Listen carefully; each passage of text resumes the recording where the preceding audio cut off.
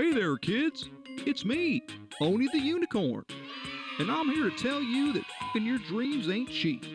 In fact, it costs a ton of cash to do. So that's why me and the Ohno radio show need your help. Just go to the website displayed below and hit us up with some cash, yo. $1, $5, $1 million if you have it to spare. Any amount is appreciated.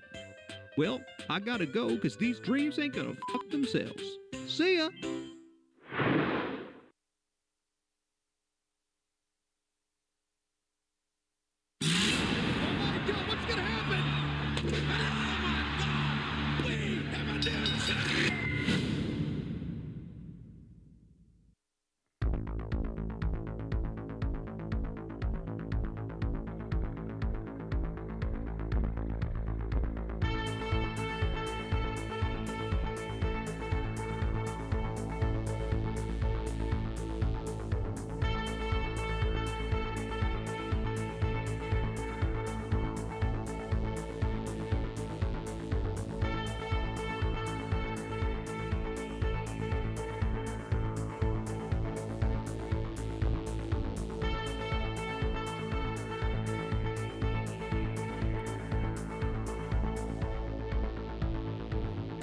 And welcome back once again to another edition of the Ohno Wrestling Podcast. Let me get the cameras on there. There we go. Tonight, it's myself, the Sharp Break Kid, along with not only our predictions champion, I was going to start calling you our Twitch champion, our Twitch predictions champion, like a TV title. You're the Twitch. Been demoted. Yeah, I don't know if it's demoted. It's just you're honoring our Twitch feed. By the way, twitch.tv/ONRS live. Ladies and gentlemen, it's my good buddy Duncan, the king of fun style. Ooh. Yeah, buddy. Damn right. It sounds like our friend Matthew may or may not be joining us later. Matthew should be here. I think he's going to want to be here, Duncan, because your title is up for the line later on in the show as we get ready for the most anticipated pay-per-view, I think, of all time. It's something that I'm excited for every single match. I'm excited because it's also brand new and fresh. And yeah. I really feel like we're going to get something great out of WrestleMania Backlash. It's the Backlash from WrestleMania. How could you not? I mean, it might as well be WrestleMania. I think it's going to be bigger than WrestleMania, Duncan. Bigger, badder, better. Yes, more backlashier, I think. Backlasher. Backlashier? Ooh, that's dangerously close to Blacklashlier. Blacklashlier. I mean, I don't know if he can get more black, to be honest with you, but man, he is a big, beautiful man. He is a big, beautiful black man, and I tell you what, we'll get into it later, but I dare say I see a fulfilling future for Mr. Lashley at the minute. I don't think Robert Lashword is going. Robert Lashword. That's a new one. I like that one. Before we get into any of that, though, we'll go through some of the stuff that's been going on. I refused to watch Raw last night. I'll be honest. Like it was. You were just like, can't be asked. I cannot be bothered with it. I didn't even put it on. I saw a couple little spoilers on Reddit or whatever, and just found a few clips. I'm like, yeah, I think I know enough. Like, I think I don't really. I get the gist. I get the gist. We've got 3 hours of a television show, of 3 hours of content, and I do believe that maybe 15 minutes or 20 minutes was worth watching. That might be being generous too. It's not SmackDown. It's not SmackDown. Which, I mean, SmackDown being the superior show to watch as far as main roster goes. Without a shadow of a doubt. I think that's, very, very well accepted. Speaking of which, though, like, last week's SmackDown was odd. We of course are coming like it was what do they call it? It was like the throwback SmackDown edition or something. Yeah, the half-assed. We didn't tell our crew that we were going to do this edition. Apparently, it was Fox's idea, like kind of a last minute. It was something to do with a tie-in with something else that they were doing, from what I've read. Maybe something with NASCAR. Was it something with NASCAR? They did like a throwback NASCAR thing, and maybe it like all rolls into that. Or okay. All right, I can see that. Look, what I will say is I got to give credit to Michael Cole. Oh. Because wearing the Canadian tuxedo. Do you know what his outfit was? Yeah, basically a Canadian tuxedo, but it's from a video game, right? It's from No Mercy. Okay. It's either from No Mercy or Vengeance, but it's his. I think I think I saw something. It was No Mercy. I think you're right. Yeah. Bless you. And there a it second. Is. All right. But yeah, like he wore his No Mercy attire, and when I saw that, I was just like, kudos, Michael Cole. So all right, did he wear that one, like, did he wear that on a No Mercy pay-per-view and then they put that in the game? Is that probably how it maybe probably. Yeah. Or it's just like the generic, this is what we're going to give Michael Cole for the video game, and like it's something he never even wore. That would be funnier, honestly, if that was would be the way case. funnier. But kudos that they put, like, someone put some attention into that, because apart from that, I mean, yeah, Pat McAfee had his like little Vince McMahon sketch where he played Vince, and it was amusing. It was fine, yeah. But I don't know that you need to do a whole show just to get that, a whole throwback show just to get that bit in or what have you. I really don't think so. But apart from like maybe a couple of the just like video packages and the way they just sort of made it look and everything, it wasn't much of a throwback thing to it. Teddy Long, I guess, would be the only other one. Teddy Long came out. Yeah, but look, playa, unless somebody went one-on-one with The Undertaker, it just, like, it ain't worth it. You know what I mean? Like, they did the virtual fist, like we said that they would. There was a virtual fisting, yes. There was a virtual fisting. I think we predicted that last week, right? Like, yeah, they're not going to do the actual set. They're not going to put that up there, but not when they have that set up and built for like Thunderdome and all that. Like, correct. It'd just be way too much of a pain in the ass. But I'm glad that they acknowledged it in a way. Like, I'm not a huge fan of any of those like virtual entrance thingies that they do these days, from the statue of Roman to the Oscar masks to now we've got and Riddle's birds is pigeons that fly out of his feet, like for reasons, because that I still don't get that. I don't get it either. Like am I supposed to get this?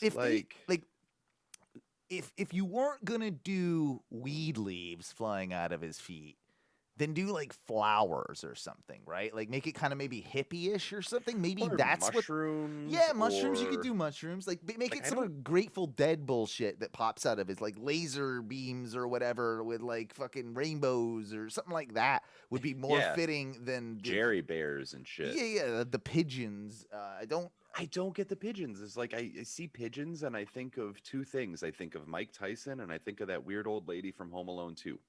Those are that's about the pigeon lore that I know. That's right. I'm just saying. Yeah. With all due respect. Are they pigeons or doves? They look more like pigeons to me. They probably are supposed to be doves, but doves for peace. What sort of, like, you're trying too hard with this. Just give us mushrooms or give this is like, think about the audience, guys. Like, throw us some mushrooms and weed. Like, dude, right? Okay. What about if he did that, right, with his feet, and there was just a huge puff of smoke, like a huge cloud of smoke that kind of came out from, like, his feet? That would even work. You're hinting at what Matt Riddle's all about, and that, but now you don't. But it could still look cool, and the kids wouldn't really question it, right? They wouldn't, because kids are probably asking why does he have birds coming out already? We're all asking why he has birds coming out of his feet, but like. Dude, The Godfather. Yes.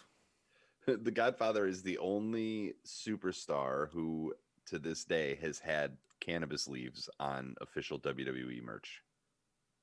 Has he? Yeah. He posted it not too long ago on his Instagram. No like it was like a hoe train. and it graphic, had and it had like pot leaves around it or some shit like that. yeah, But because I know Rob Van Dam was never allowed to wear his gear in WWE. Like he was always and they had to dial down the 420. yeah.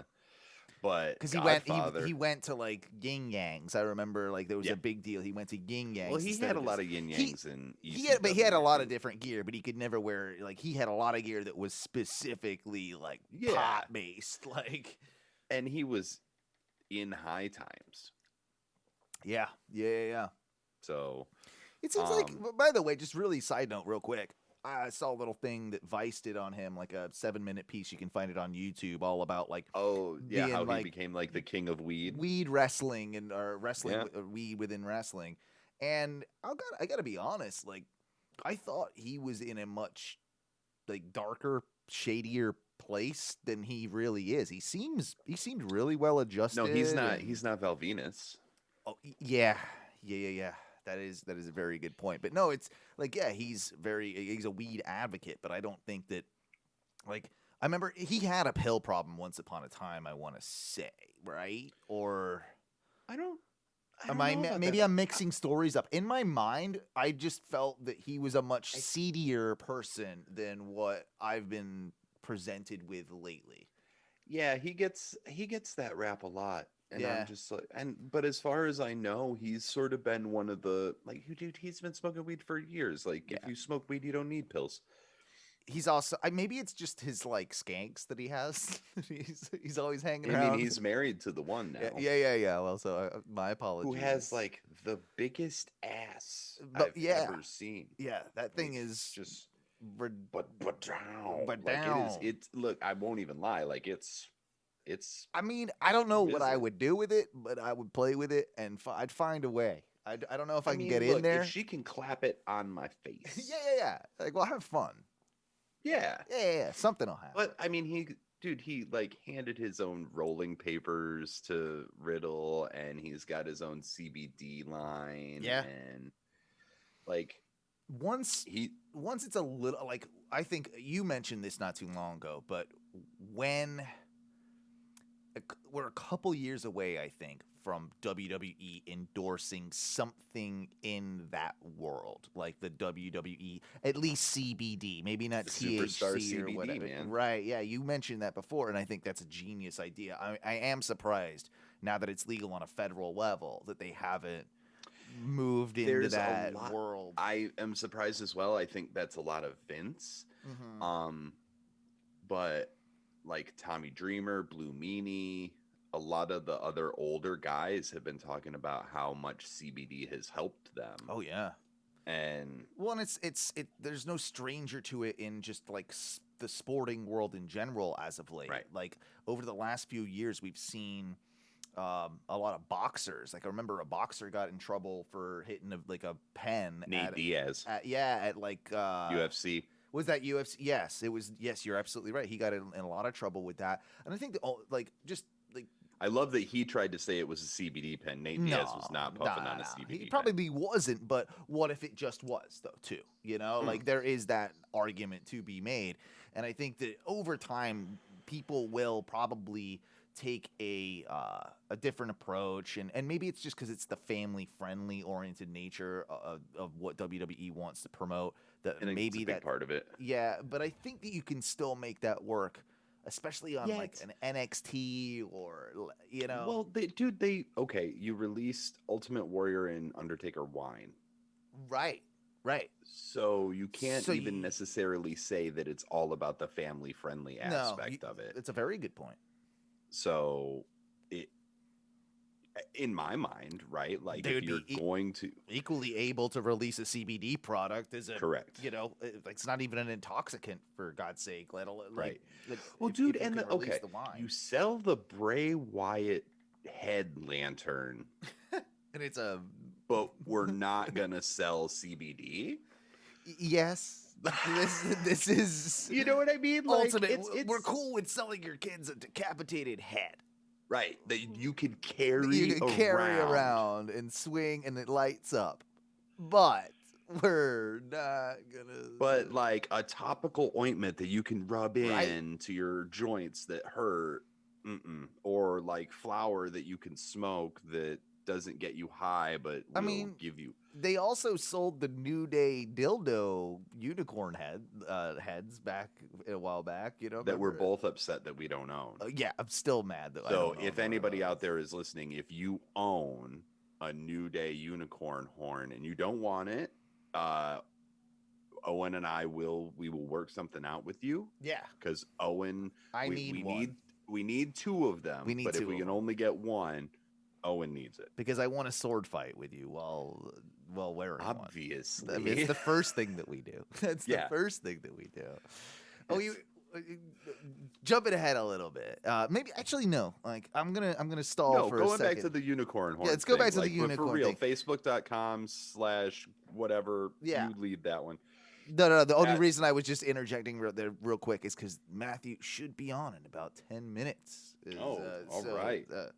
I would say day Maharaja. Yeah. Well, we got to wait to talk a little bit about that. I know we do. And I do want to wait to to talk a little bit about the whole blood and gut situation with him on the line as well. So we can tackle more innocuous stuff before we get there. But absolutely. What were you? I think you were trying to make a point, but I probably already stepped all over it. Well, we were talking about the decapitated head.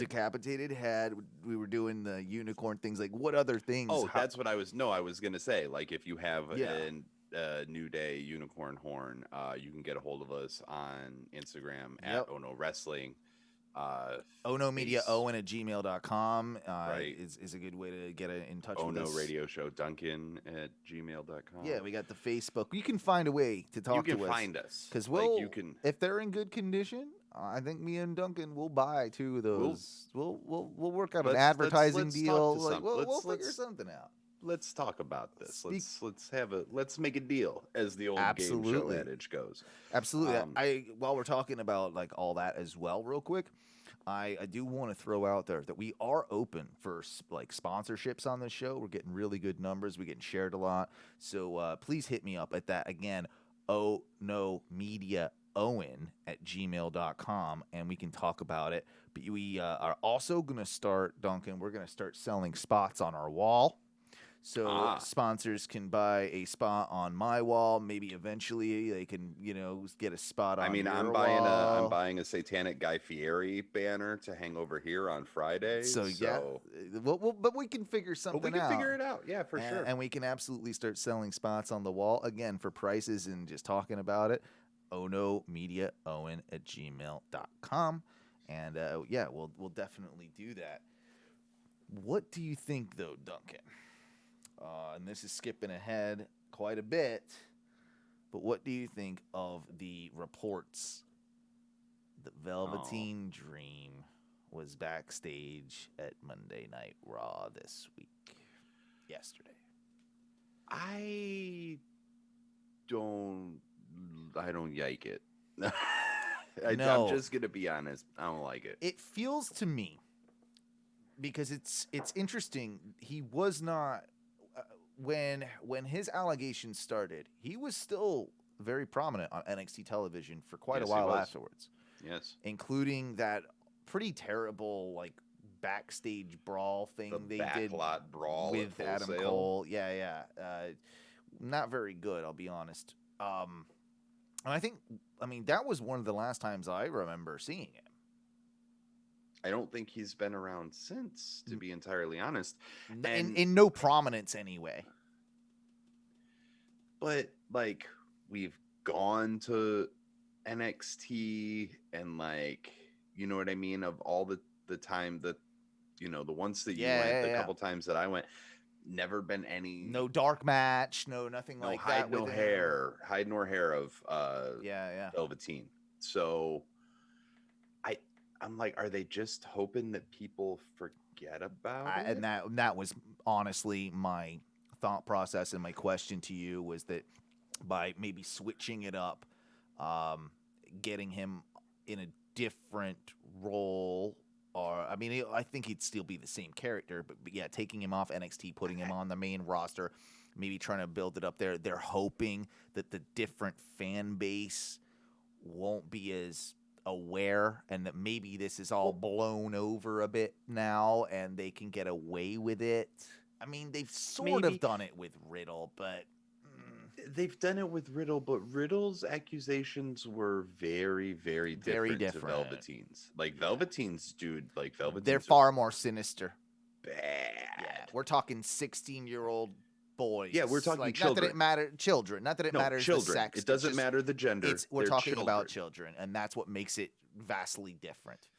So, like, I remember when we were both extremely high on Velveteen Dream because he had so much, presence. I mean, I thought he was great in the ring. I thought that he had the charisma. That's the thing. He had everything, and he was that NXT guy that we both said that dude belongs on the main roster because he's an act. That's a main roster act, much in the same way I always said Bianca Belair and what have you. Like, it just feels different.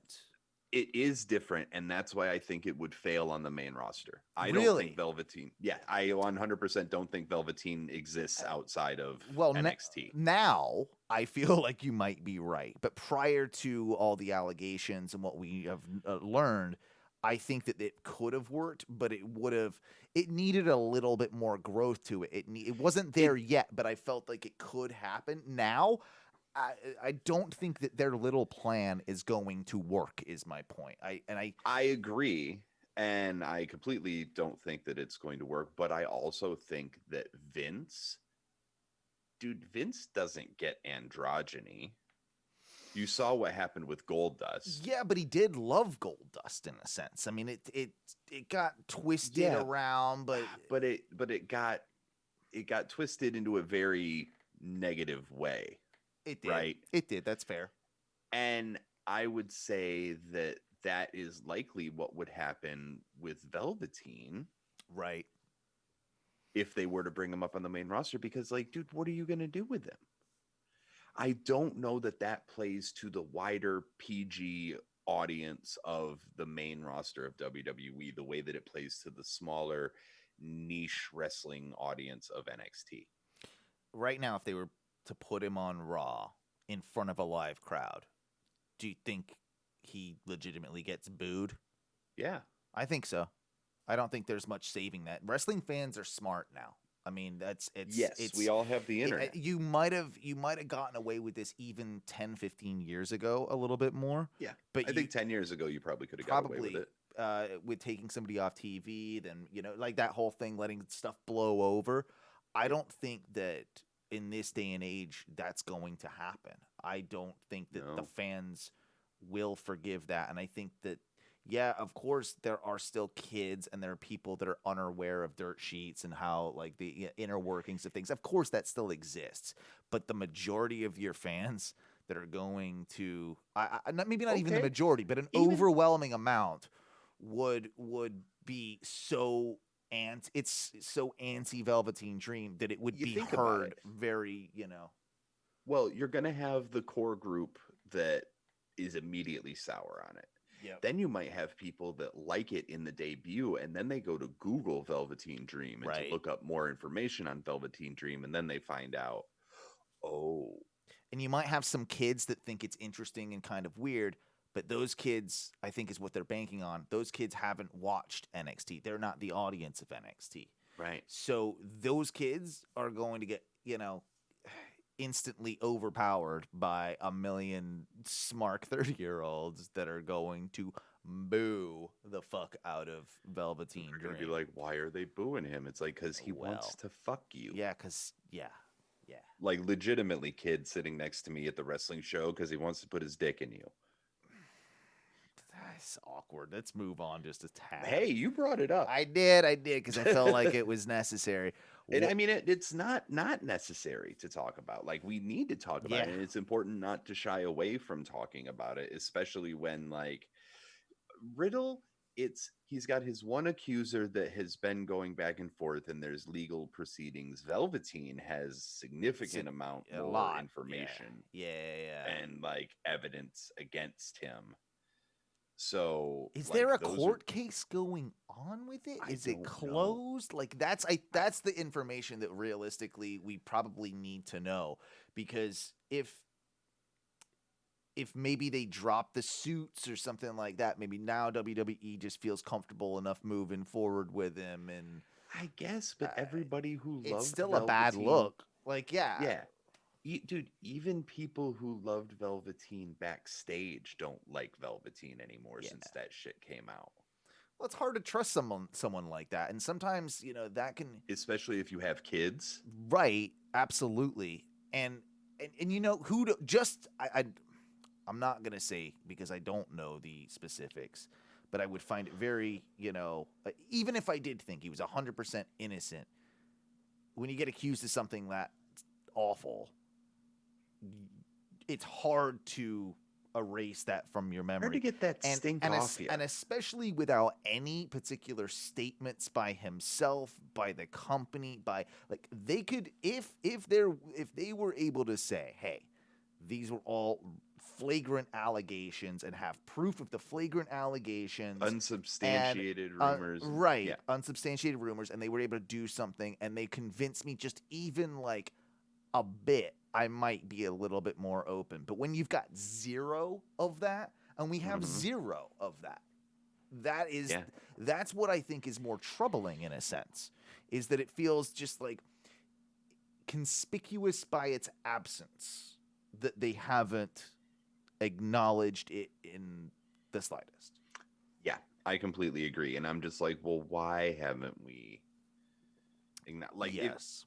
You can't. I know he's young, right? And I know that he had a promising career ahead of him. But do you really think that you can just ignore these allegations and try and rebuild? Because, dude, all of us who had any sort of that's gone for all of us. Yeah, right. I will feel a little bit sickened. I won't enjoy the character anymore, whether it's a heel or a face. I won't enjoy it, and it'll be the wrong type of heat if he comes out and he just gets booed. Because not only it's the X-Pac heat, right? It's the no, we're actually go away heat. Go away. We don't want. Yeah, it's not that we just boo the bad guy. It's fuck off. We don't want you anywhere near us right now. It would be what would happen if Joey Ryan came anywhere near anything.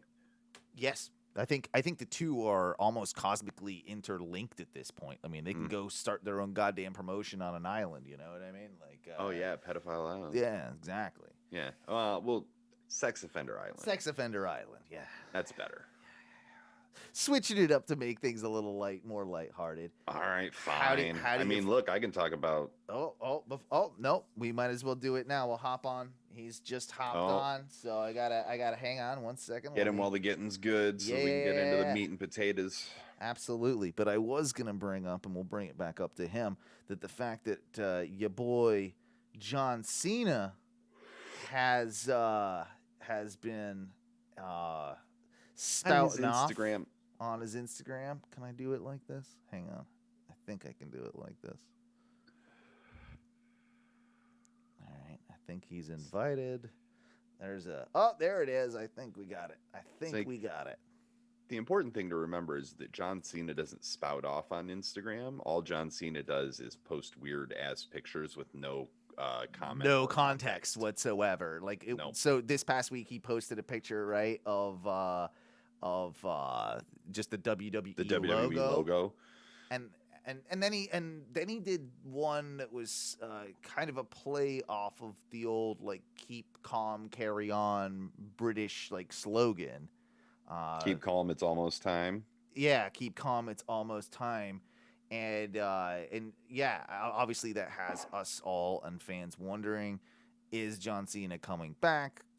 What do you do with John Cena if he comes back? And what's the play here? First off, thank you, though. Matthew Stafford, are you there, buddy? Oh, I'm here, buddy. All right. Yeah, he's here with us. Sorry I'm a few late, boys, but, better late than never. No, we'll take it. I'll take it. Yeah, you had a legitimate reason. Talking about John Cena's tweets? Yeah, it was Instagram. Well, his Instagram. Or the Instagram, sorry, not the tweets. Yeah, his tweets are super positive and uplift everybody and whatever. His Instagram is just him bullshitting. Honest to God, you know what I think that is about Fast 9. Oh, it's going to have some sort of crossover something or other. I mean, they'll... Well, that comes out like next month. Does so... it? Oh, And then he also posted a picture of Vin Diesel today. I mean, And- yeah. So he's coming back to Super- WWE and he's fucking Vin Diesel. That's what's going on. That's Yes.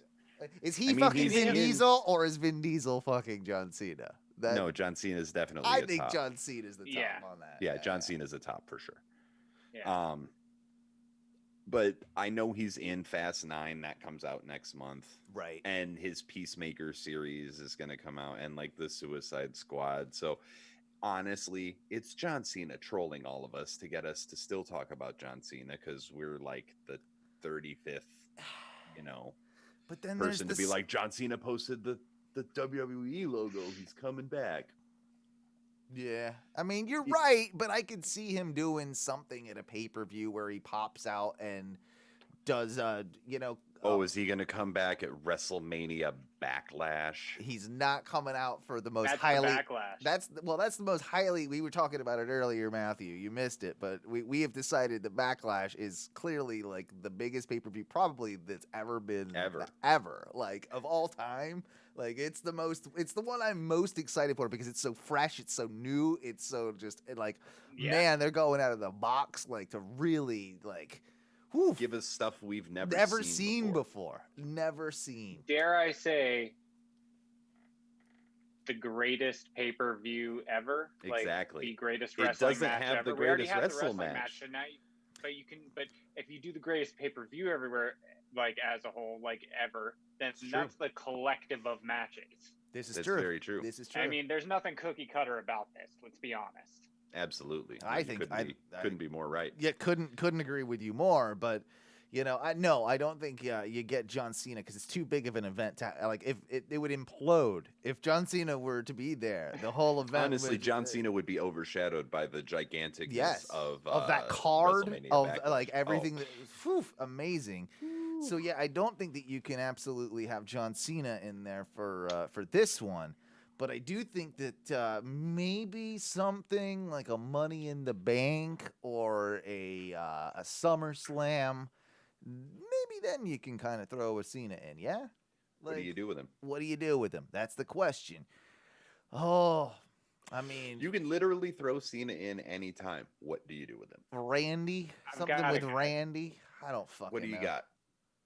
I've got it. You got it? Just because he just recently made that Raw appearance, Yeah. Jinder Mahal Oof. and John Cena. Well, I was waiting for... Now that's something I'm interested in. You know what? I would watch the fuck out of that. I'm not even being hyperbolic or sarcastic here. I like, know. like that would be If something you're I gonna would bring him back, watch. don't hinder the gender. And Put well, them and we together. were waiting for our modern day Maharaja to join the show to even talk about the glory that was Ginger's return to home over there. I like on- how on they just Raw. brought him from main event So, back yeah, to like, oh, and Yeah. Jinder's on Raw again. to have the same match against Jeff Hardy and squash Jeff I Hardy noticed that. on both shows. Yep. And to also introduce his new goons, which I which are wrote. basically I wrote 'em the down. Bollywood. Well, they're the Bollywood boys, but like, big if and they- hairy. Yeah, if they ate a bunch of like HGH Yeah. and Yeah, had yeah. my body hair. Yeah. They are Veer and Shanky, which they did. Shanky. Shanky's the best though. Like, what Shanky- kind of a name is that? It's just like that's like a 1950s Oh, that's Shanky. gangster name. Yeah, It's like yeah. no. It's like, oh, Yeah. him? No, that's Shanky. Yeah, you Yeah, gotta watch out that's for Shanky, Shanky. okay. Watch see? out for old Shanky there. Yeah, see, yeah, you get yeah. shanks. And Veer, I know they shortened their names. They were something else. There was a third guy that was big on that India pay-per-view that hasn't surfaced yet. I'm wondering if that we will see him probably be like another guy that pops up in that whole thing. And I do Yeah. think they're building a little stable here. I think we're getting the Indian Hurt Business is what we're probably getting. So the Indian Hurt Business, aka your Cormo, is too spicy. oh. The Yeah. Vindaloo got a biting on you, Indeed. and now I want Indian. But I'm Fuck. but dude, I'm kind of for it. I'm kind of for like first off, I saw people sort of oh, now they buried Jeff Hardy. You know, he lost twice to Jinder Mahal and all this. And I'm just like, yeah, that's what Jeff Hardy's there to do. Is Jeff Hardy is not. Jeff Hardy is Dude, never going to be a world champion again. And if you guys think, if anybody out there thinks that, you're dumb and delusional. Because dude, does anybody care? Do kids even care about Jeff Hardy anymore? He used to be a big draw for the kids. I don't even think that's like a thing anymore now. They had the whole fake DUI and pee thing. And, oh, that was so it's bad. It's been bad. So I mean, who better than Jinder to put him to if you're gonna try him? Because like people at least know who he is. He's not just a jobber in the WWE, right? Like someone they just like decided to use, and they're like, all right, now feed him to Jinder. It's kind of like, all right, you know, they did the match, whether it was just to like get them in front of, you know, to do it on main event and kind of feel it out, but then people are kind of talking about it, then you just do the match again on Raw, and like it's like, well, we kind of heard this was happening and now we saw it, and cool, Jinder, let's keep talking Jinder. Also it just makes me realize that even if I didn't think so before, I definitely don't need to watch main event now. Like, because you clearly just like did a thing like where you're good. Okay, so if it's good on there, we'll do it again on the thing. Like why are you even airing it then? Like, why did we do this? Why? what is the point of this? Somebody tell me. I love the idea of Cena and Jinder somehow, though. I know. We build Jinder up, and then we have a good showing against Cena, and then actually we have Jinder pin John Cena, maybe with fuckery, but if you can get a Jinder win against John Cena, now we've got a real, like, possible superstar on our hands again, where you can obviously have the feud with Drew. You can obviously, like, you can have him and Lashley if you do it the right way. I have a feeling that they're going to turn Jinder babyface sooner than you think. Because I think there's so many people out there like us that are actually like, no, we kind of like him. Some of us maybe ironically, some of us maybe not, but like, but the dude has been working hard like this whole time. His run wasn't that terrible. He played his role well. And I think that you could make money off of a heel Bobby Lashley and a face Jinder. Now, the logical thing is that you turn those two around and that Bobby Lashley becomes a face over time, and then you have Jinder.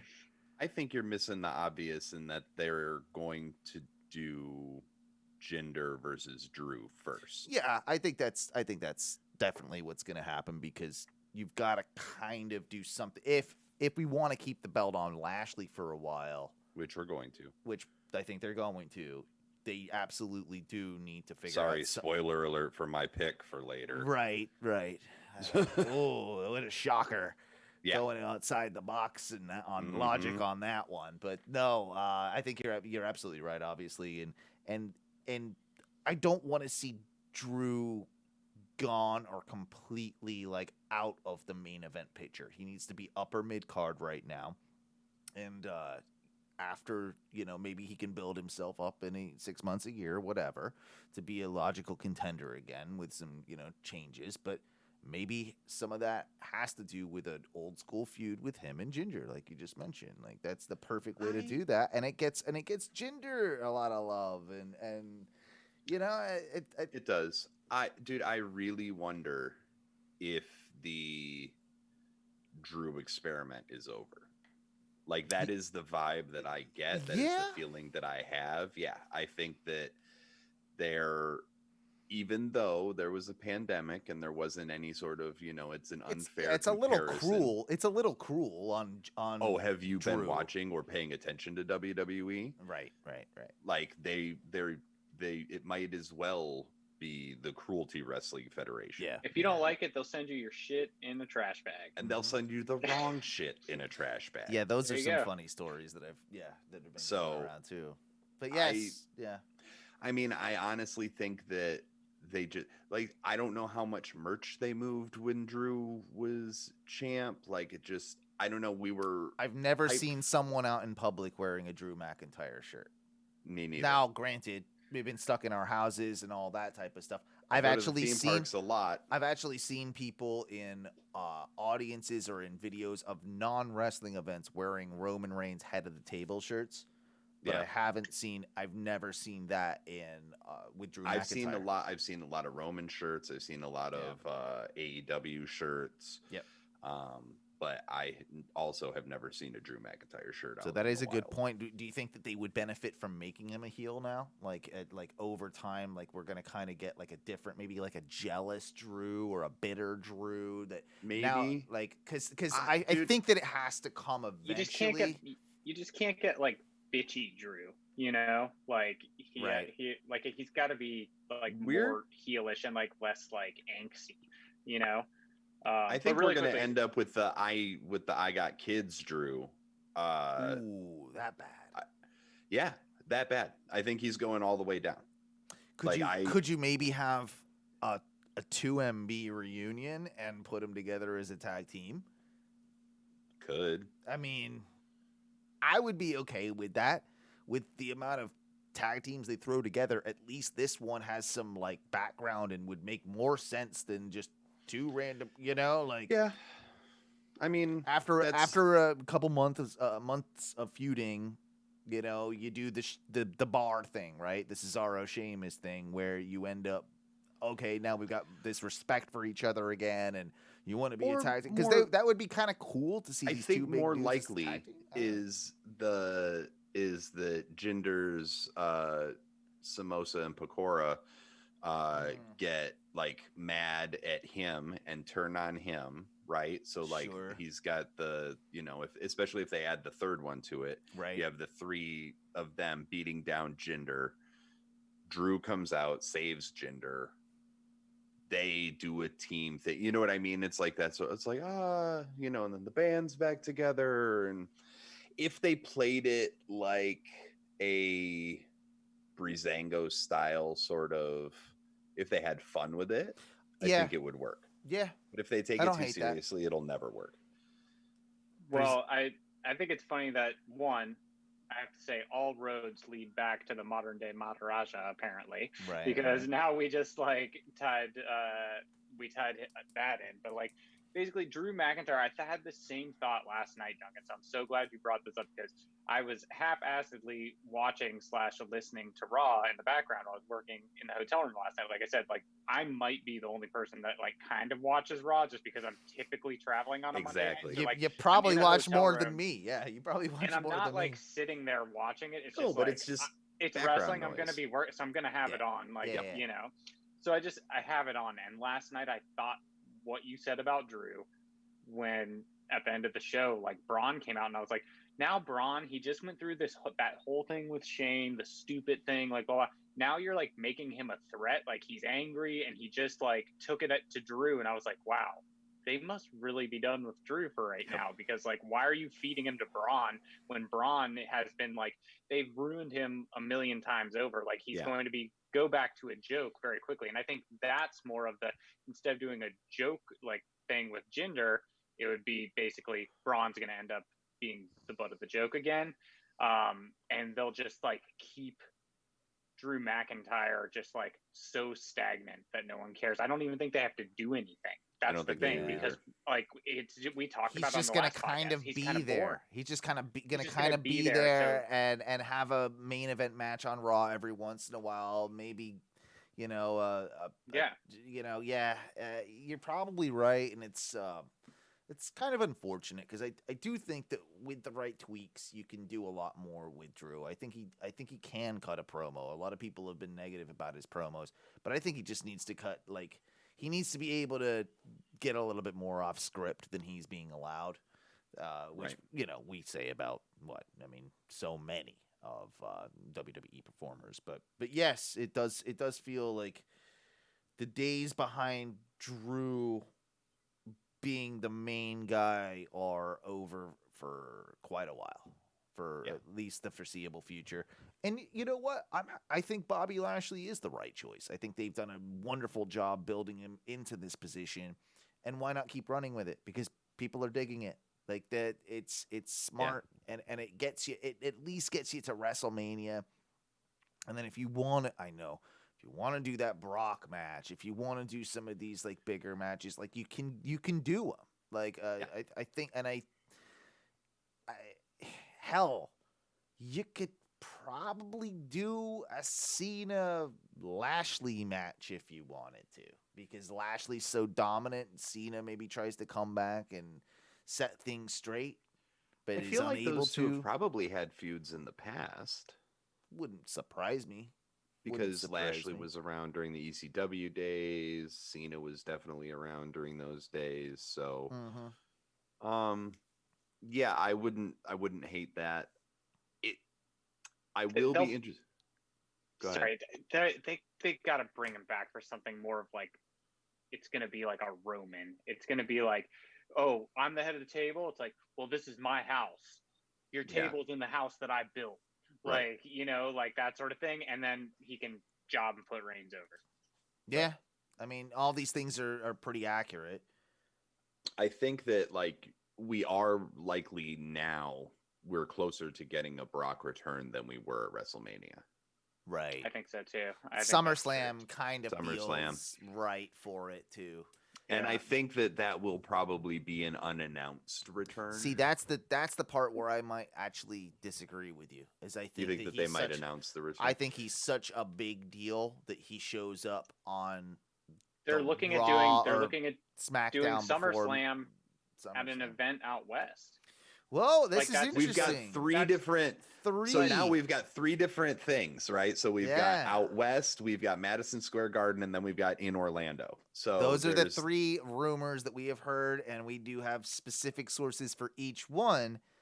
Can't tell you all those sources because it would be blowing our cover. But yeah, I had not heard about the you said Arizona one.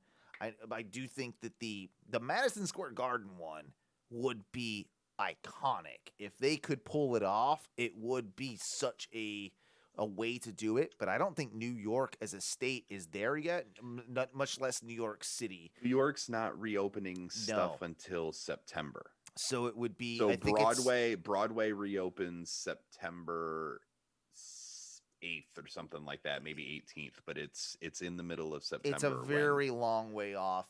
I don't think that they can comfortably plan on Madison Square Garden. So I'm going to go ahead with you, Duncan, and say that I would cancel that out.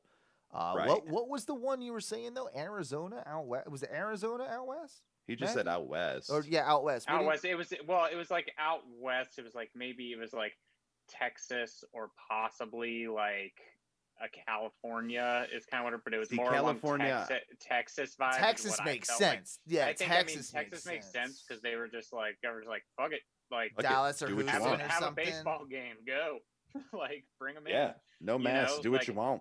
I mean, I think I know yours just did the same, but I agree. The Madison Square Garden, I'm like just south of Boston right now, like 32 minutes, and it's like. I mean, I'm going to go up there on Friday night and leave for Denver in the morning. And it's like, it's still tighter around here than anywhere I've been. And I've been traveling a lot. I mean, to the same places mostly, but it's definitely a lot tighter still up here. So I don't know, but like Texas is a good shout though. Dallas would make sense. Dallas would totally make sense. And I think, And I think after doing so many shows in Florida, I think they're anxious to do something somewhere else. But I could also see him do one last show with a big live crowd in, like you said, Orlando. That would make sense as well. Do it. Kind of light it just like you did with WrestleMania. Have the top bowls, not like don't do full capacity, but maybe do a half or whatever it is that they decide to do. But they could do that. I'd have to look at the Magic, because it all would revolve around the Orlando Magic if they were going to be doing it in the Amway Center, where they obviously started Thunderdome in. So that's a possibility, but there are other options around here too, and I could see them. I mean, if it's not Texas, it's Florida. It's probably Yep. one of the two. Like it's one of the two. I can fairly yeah. confidently say that. Yeah. So we have a little bit of breaking news What do from we- NXT tonight. What do we got? What do we got? Well, so we talked about Swerve having his new stable last week. Yeah. Well, they now not only have a stable name, but we also have a few WWE name changes. Okay, walk me through it, brah. So we have, let's see, we had Brandy. God, what's her name? Brianna Brandy. Brianna Brandy will now be known as B-Fab. Okay. I don't hate that, actually. I actually don't hate that. Ashante the Adonis is still Ashante the Adonis. Swerve is still Swerve. AJ Francis will now be Top Dollar. Could you eventually do it as AJ Top Dollar Francis? And I think you can, and that's why it's going to be okay for me. Is that probably you know their Top Dollar name, is all right. Their stable name is Hit Row Records. Ooh. Okay, so it's a playoff death row. Yeah. Kind of, yeah. Or Hit Squad. Squad. All right. I'm letting it simmer for a second.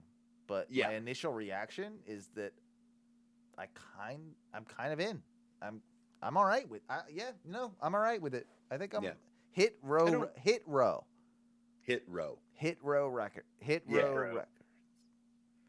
I'm all right. That's fine with me. And also Bobby Fish has made his return. Oh. Bobby Fish is like, I think he's getting too old. He's going to have to figure something out. Bobby Fish is the one that's always just hanging around outside when you're in line at the NXT event, and I feel like he's just lost sometimes. Like, Bobby Fish, get it together. Where are you doing? Go inside, Bobby. Go inside, Bobby. Oh, right. Yeah. They don't have a lot, though, is what I'm trying to say. Is they just don't seem to ever have anything for, like, they've got all the other Undisputed Era guys, like, have had, like, programs, things going on. Bobby Fish just kind of just feels like he's little. No, but he's been off. He had a bad injury. Return. Yeah, he had a bad injury. I know, yeah.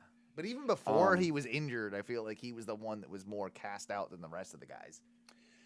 Yeah, I mean, he had that feud with Riddle that got that dumb. How many fish would Bobby Fish fry if Bobby Fish could fry fish? Oh God, I forgot about that. Yeah, you forgot about that. Yeah. Rightfully so.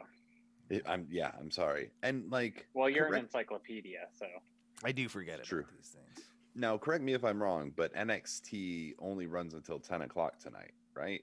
Yes, sir. Well, so they have been doing the occasional thing on Raw. Remember when Raw, and it's my big pet peeve that they don't do it more often. The run over. They do a run over, and very consistently, as of I would say the last couple of months, they've gone 5 to 8 minutes over.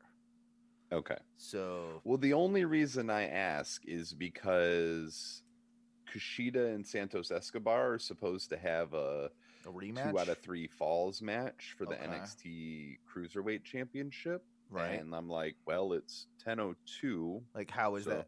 Maybe it's just ending as we speak. You'll probably get an update here in a minute. Maybe. I'm going to keep an eye on it. Yeah, please do. Let us know what happens. Speaking of NXT, though, they're doing Takeover in Your House again, which I saw that. I'm pretty down with. That was fun last time. So June 13th. Seems like NXT has really abandoned the Saturday pay-per-views. Like, they're going more to the Sundays, but I guess they kind of did that anyway, like when there wasn't a competing. Yeah, when it was a solo takeover. Yeah, you're right. I just thought of that, but that's cool. I'm glad they're bringing that back again. Before we get away from WWE just related stuff and NXT related stuff, I guess Mia Yim was promoted on this past week's SmackDown, and they didn't. Or she was originally supposed to go out there, but maybe they went wrong or something. But the rumors are that Mia Yim is going to be getting in a feud with Carmella. And okay. I just hope that they use Mia Yim, and they're not going to. You think she's reckoning? No, I mean 'Cause maybe that she's would- Reckoning, maybe she's Mia Yim, but I think they're not going to utilize her Yeah, the it's way that sad. she should be. Like she needs to go back to being the HBIC. She does. You know, She does. like she needs to go back to that street style that Mia Yim is known for. I mean, put her with Sasha for a little bit or something. Like, there's so much stuff that you could do. Because I guess she's she now can have great SmackDown. matches with anybody, but Yeah. I feel like if you put her out as Reckoning, instant burial. Yeah, she can't come out in a mask. No, She not can't come since out she in a mask. lost it. No. You know what I mean? Like lost it in that match and couldn't get it back on, and then it's just like, don't do it. You got rid of the masks on Dio Madden and Dijakovic. Like Give her the same respect in a sense. You can still call her Reckoning, I guess. You don't need to. No. But this is the thing, is they really like to take people's names away when they get to the main roster. Like Just they give her a better name than Reckoning, then. You know, like that wouldn't be too difficult. Reckoning is her main roster name, and we just have to fucking deal with it. Do you see this in because Carmella had a big, stint, of course, when she was, with our boy Reggie, but all of a sudden she kind of drifted off into the ether. So I'm worried this is less about building Mia Yim and more about reigniting Carmella into a big It's not going to work. Yeah. And even if it was the other way around, is Carmella the right person? I mean, I guess it could work. If Mia Yim's getting a push, if they wanted to push Mia Yim, Carmella could help her look good, put her over on the main roster, and have a bit of a storyline for a little bit to get something going with Mia Yim, because there's just nothing going. And better her than a Mandy Rose or a Dana Brooke or whatever. I don't know. Yeah. That's true. Yeah, I just don't. I don't know. The women's roster on SmackDown is weird right now. Like outside of Bianca Belair, like Bianca Bailey and Sasha. It's just really weird. Like Carmella was getting the put. Like anybody who gets that Emelina rebrand just doesn't work. It doesn't work. And now we just tried it again, apparently, on Raw with Eva Marie. Well, they're still trying it. She hasn't debuted yet. How have they not realized that this is they don't do this with male wrestlers. Like just do the same thing over and over. Like every time somebody comes back, it's like they're this it's gonna work with someone. They're trying. It's gonna be this sex pot. Like we're gonna, it's. Well, that's the thing is when was the last time they actually did this sort of the only time you get a repackaging, right? It's when it's Aleister Black. Like you don't get too many repackagings too often. It's got to be super subtle. The last one I can recall seeing was Apollo. Yeah. True. Yeah. With Aleister, that's an interesting one that you bring that up as well, because he was another guy that was mentioned to be appearing on the show, advertised as on the show, and didn't appear on the show. Yeah, because the show was running long. Right. There was supposed to be a vignette, though. Yeah, they were probably going to play. They had to cut it due to time, is what I read. Part 3 or 4 or whatever. Chapter 3. Yeah. And I mean, I would have loved to have seen it, but I think maybe some of the stuff went long with it. I don't know if you guys talked about it with Jimmy returning. Yeah. We didn't talk about it. We didn't talk about it. But... So, I mean, I think that's actually kind of good storytelling for the one good storytelling that WWE has been working on recently. Mm-hmm. So it's not a repackaging, but someone coming back in, and I think that is in another way something that they're actually doing right. The 10-bell salute to Daniel Bryan was a nice, weird, interesting touch. We haven't we haven't even really talked about the Daniel Bryan situation. All I don't care about Roman right now. I care about Jimmy and Jay. Oh yeah, and I think exactly. I could not give. I will be the first to admit that Roman has bored the ever living shit out of me. Mm-hmm. I'm still feeling that way. Which I'm still in. I'm still in with Roman, And that's fine. and I'm still and the more that now that they brought Jimmy back, I'm very interested So to see what Roman's they do. wrestling is boring to me, but the storyline and the character, I think they've done so good with. I'm not done with it yet. Like he's for what he does as a wrestler. I'm not saying he's bad. I'm just saying it's like we all know what we're getting with a Roman Reigns match. Heel Roman in the ring is way better than face Roman in the ring. Well, yeah, it's true, but same move set, and like it's just like he's going full steam, right? It's not though. It's not the same move set because when did he ever do a triangle? When did he ever like make that a finisher? Like, but that's it. Like, so you add a submission. It's the same as Neville not doing the high flying stuff when he's a heel. Like, it's a little subtle tweak. Like, I get it. He's not using the Superman punch as the finisher. It's fairly similar, but yeah. Yeah, but the Superman punch was always a setup to the spear anyway. Yeah, you're probably right. Yeah, not always, but yeah. But regardless, like I'm again not saying he's a horrible wrestler. That's not what I meant to say. I'm just saying like the character and the storyline and the run that he's on, like that's what's kept me like very, very interested. And they've done a good job with that. But like the Jimmy and Jay thing, like, I mean, you guys know me, even when you guys were, or definitely Owen, because we know how he feels about Samoans. Like you just. Even with like the down since day one-ish, down to day one is H, right? So basically, like I remember you were like, I'm still, and I was like super into it, yeah. And I'm like, just like they mesh well together as a tag team. But I would even like to see them go at it one-on-one. I mean, they're going to because Jimmy, like, I think that Jimmy was definitely on the like. There was something off about Jimmy's return. He refused to acknowledge Roman. Because the whole thing is like, because the last time he saw them was at the Hell in the Cell match. Mm-hmm. Right. And like Roman was like putting the beating on him. Yeah. Like on his brother. And like, you know?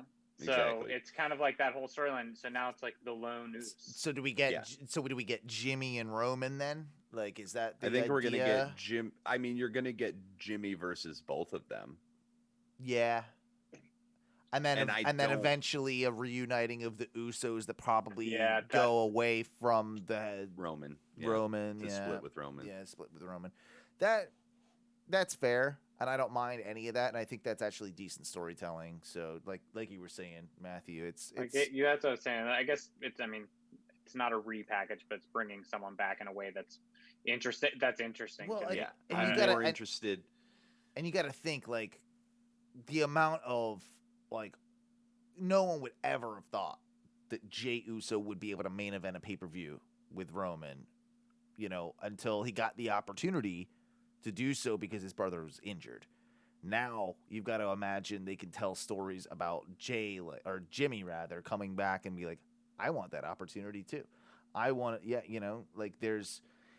Because it mirrors real life, though. That I think the story is less about that and more about Jimmy refusing to bow to Roman when he doesn't feel that he deserves it. You're not the head of the table. Yeah, you're not the head of my table. Right. And this is a good way to get you to whatever the next program is for Roman to then build into SummerSlam or something like that. That's smart. Yeah. So, but.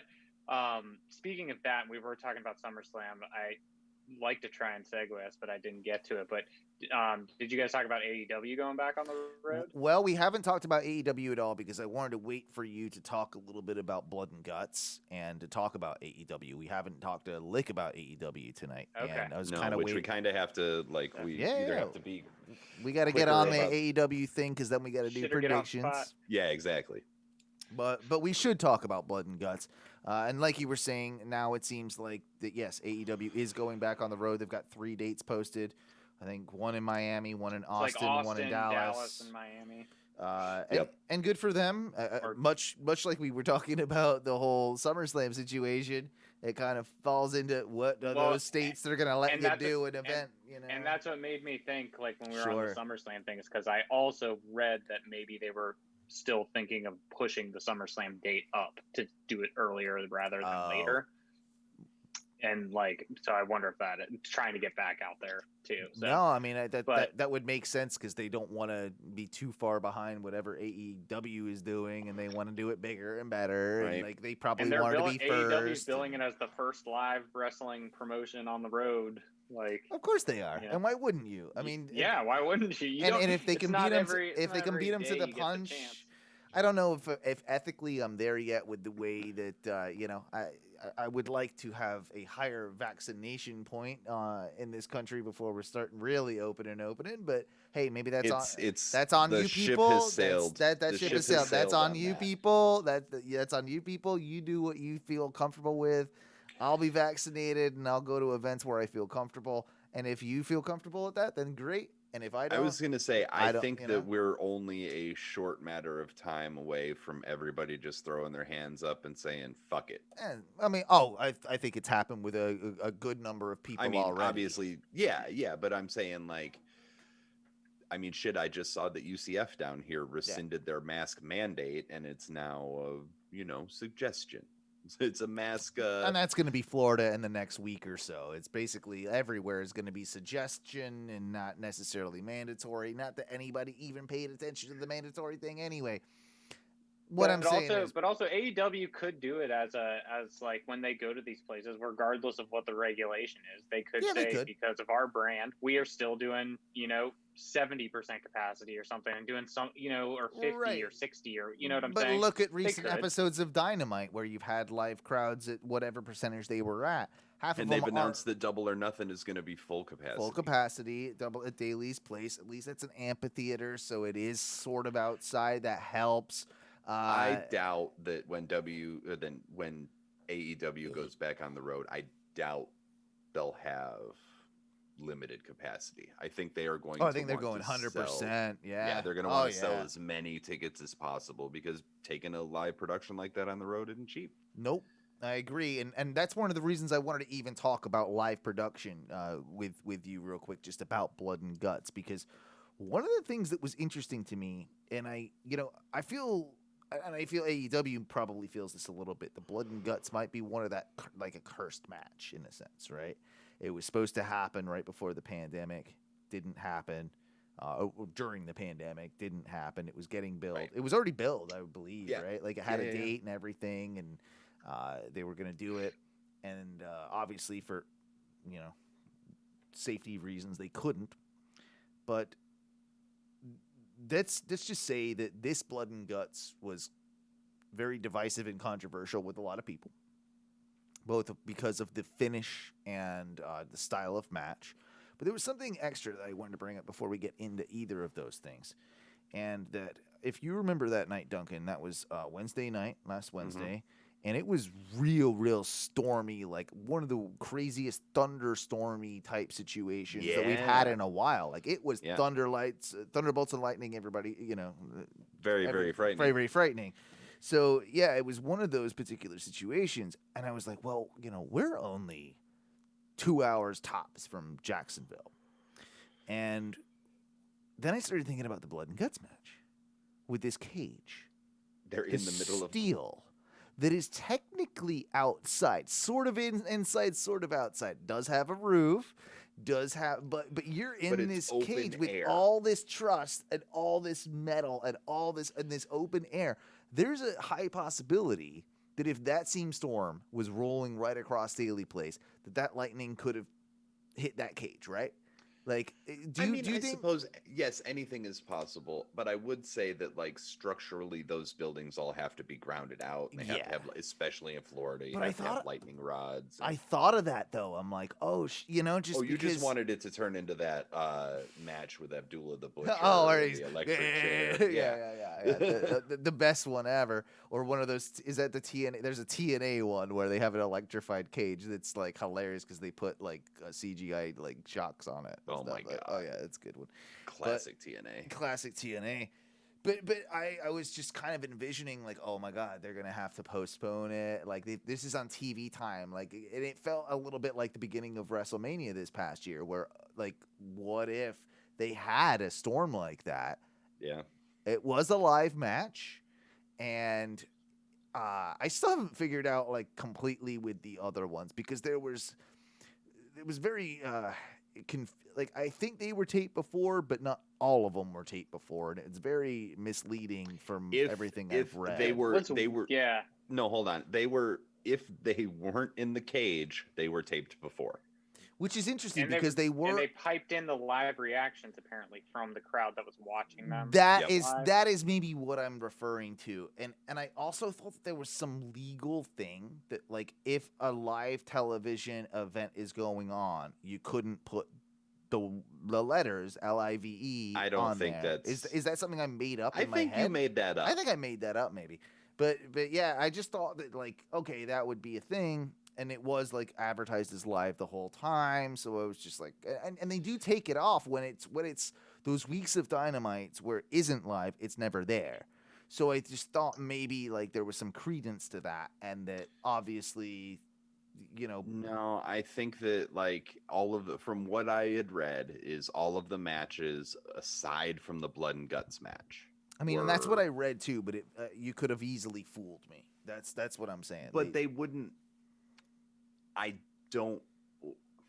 Why? Yeah. Well, did they? And they didn't cut to the crowd, which I know someone, I forget who right now, mentioned this in the group.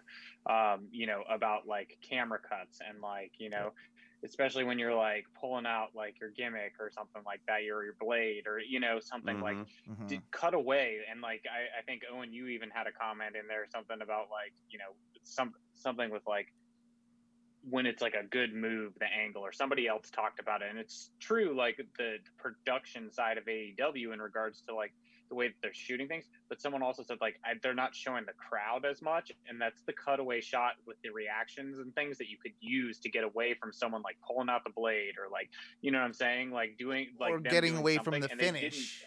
They didn't have that. No, like, I mean, they had it live. They had it for the finish, but they didn't do it. But also, they didn't have that in any of the rest of the show to even show the crowd, where they have shown the crowd on other Dynamite. Yeah, and I mean, I think they just didn't have the crowd there for those other matches. That's what I'm saying. I think they piped in. I think what we read was true. I think we're just because you didn't even see it. Because usually, even on Dynamite, when there was like, it sounded like a real crowd, though, for once. It was a real crowd. They were just watching it. You know what I mean? Like, it's TV. Just, yeah. That's where I guess I got confused. My biggest problem with the whole production of that whole like blood and guts match was the ad breaks. That it completely took me out of everything. And there were two huge moments, like at least two huge moments. One of them being like, and yes, it was picture in picture, but even when it's picture to picture, it's like piss break, like because nothing important's gonna really matter. Even in this type of match, they're gonna save that clearly. Why wouldn't they save that for TV? And it happened twice where they went to break and showed something in picture that involved the story and involved the telling of the match. One of them being FTR ripping up the mat was a big one. We didn't get to see that unless you were watching in picture without any audio. And then the second one is that you came back to regular TV and now MJF and Chris Jericho were on top of the goddamn cage. Yeah, and well, and you didn't. So I don't know. And usually, at least in like the top, like climbing to the top of a cell, like that's like a part that you want. It's like it should be dramatic, like them like you're buying into them being on top of this structure. You kind of want people involved. You don't want a commercial break. But Owen, you actually said it, I think, at the beginning of that thread that I read, which was like this should have been a pay-per-view, and I think that was before the match started. And I think 100% to a lot a lot of your points. I mean, they still. I said that about 3/4 way through the match after the ad breaks. It annoyed me because it ruined the flow. It ruined beyond like the parts that we missed. It ruined the flow. You could tell of how that match should move and how invested I was in it. If that was the length it was, if that was the whole thing and it was in one particular piece, I would not have like, okay, well, they've gone to, now there's a Snickers commercial or whatever it is. I'm not getting up to pee. I'm being more invested. Yeah. I think the biggest part of that is because during the whole pandemic era, them and WWE have both been just like wrestle like there's no commercials. Yeah. And I think And that they did exactly that. They I did think exactly did that. exactly They weren't that. concerned. And I think also AEW being a younger company, they didn't necessarily have the ref out there or anybody else out there to sort of like be like, hey, we're going to a break. Just dial it back for a minute, you know? That's true. I do think it was a good match. I definitely don't think it deserves some of the criticism that it's gotten. And even it's just wrestling fans being fickle. It was called Blood and Guts, like especially Right the when fuck. people the people who say like it's too much and this isn't like the rumors Or of not like enough. WWE didn't want it like think it wasn't good. It set the business back. Go fuck off. It was I called think the Blood and Guts. reason- You knew what the fuck you were gonna yeah, get. but No, go that's watch not- Raw if you want to set the business back 30 years. But that's not Yeah. why they're saying it. That's not why they're saying that it set the business back 30 years. They're not saying that the match itself set the business back 30 years. They're saying that the finish Yeah. set the match. That's what to they're set saying. the business back 30 That's years. what they're saying. And that So could they have done a better job? Absolutely. Yes. They could have. The crash pad was too obvious. The production was too like obvious on it. Having like the like even calling it, just call it a stage through the wooden stage. When you're calling it, oh, Chris Jericho fell on concrete. Even that is a problem because that's what they Right. were calling it on commentary. Commentary is to blame for this. Chris Jericho fell through the Partly. stage, and there's a million things that they could have done production wise that they needed to not be on him when he hit. You have Yes. to be like, and then you come do back the after. fall, and then you Yes. do a quick cut away to like MJF, and then you cut back and he's there. Because unless you're doing the Yeah. right camera angle, Yeah. you're gonna give It's gonna away look the like spot. shit. And that part Yeah. did look like shit, and they deserve criticism for that. Like that Yeah. is, but prior to that, the match was excellent, and I even liked the storytelling with MJF, Sammy Guevara being the one to, like, no, Yep, to surrender, actually- surrender. surrender. I liked everything about that. Obviously, a little predictable that MJF was after the fact gonna still throw Jericho off, all that. Like, but that's like you gotta think too. Like, what we're calling the finish with Jericho being thrown off, that wasn't the finish. The finish had already happened. The finish had technically already happened because of the threat of being thrown off. Yeah, but nobody's okay. But it's I'll call still the curtain call. It's Sure. the end of the the event. aftermath. But let's so talking about the aftermath. This is now the second time that AEW has done that. Has had a brutal fucking match, Yep. and then all of a sudden, like what they've done at the end of it did not pay off. Negates pretty much all of So yeah, you were very like lackluster and like didn't have this one. You were like you were Yeah. definitely lackluster, but it was like because of your like over trying to be prepared with like so many things. Like we're talking about the commentators, like the way all this stuff. So like, have they booked themselves into this kind of like shit sandwich? They've got like the over under covered, and like can they only hit in the middle moving forward, or are we all gonna be wrestling fans still excited for some of these matches, but like when it comes to big stipulations like this, do you think they stay away from it for a while, or like I think still they'd be think smart. every now I and think then they'd be they need smart. Well, they do need it every once in a while, but they'd be smart to not do something as grandiose as the last couple. Yeah. Give us like a ladder match. a ladder or match, Falls or- Count yeah, Anywhere. yeah. Or, And even make the those- Arcade Anarchy. Like, Right. like gimmick matches like that are gonna work a lot better, because if you don't deliver on big matches like this all the way through, Yeah. no matter how good everything, even if The match is entirety incredible. even if the entirety of the match was incredible, and it has nothing to do with, you know what I mean, like, because they could have cut it off right then, but by them choosing to have Jericho take that big bump, they then made that be part of the angle, part of the storyline, part of the match. And if that doesn't pay off, leaves a sour taste in your mouth right at the end.